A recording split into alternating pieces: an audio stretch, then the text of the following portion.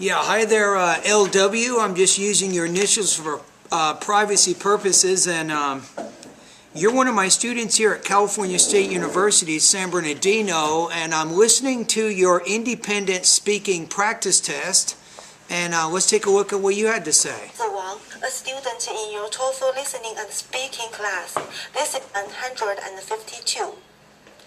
If I have to... Okay, so you're doing speaking practice test number 152, so let's take a look at what this one is.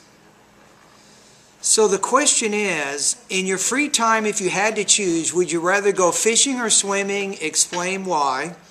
Okay, so we have a general idea of what's going on. To choose, I will spend my free time in swimming.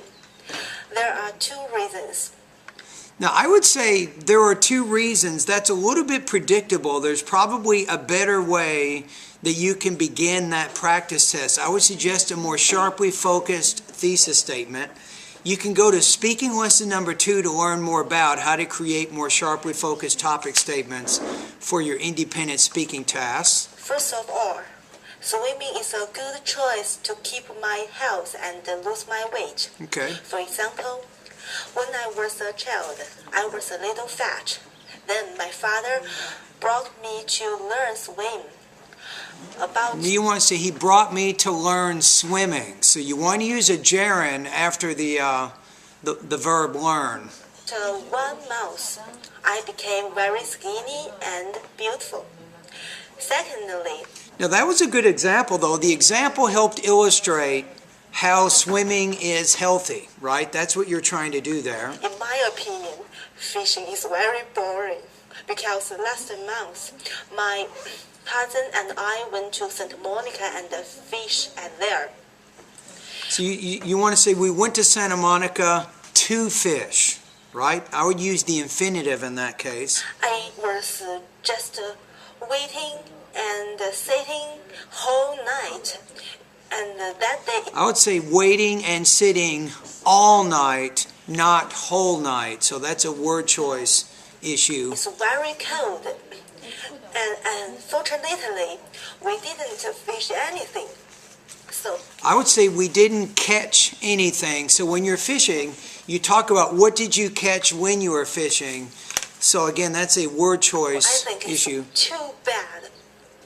So if I have free time, so instead of saying I think it is too bad, I would say so I thought that fishing maybe was a waste of time and not exciting to me. I prefer to choose swimming. Okay, so your strategy here is I would focus more on why you like swimming and less on why you don't like fishing. So that way you could give maybe 2 examples. So you're saying that swimming is healthy. You can also say that it's a lot of fun.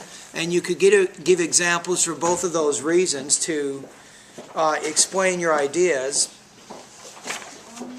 Okay, so let's take a look at how you will score on this particular one. So I'm going to go to the rubrics right now and take a look at those. So on this one, as I pointed out, you had some language use issues, particularly your vocabulary.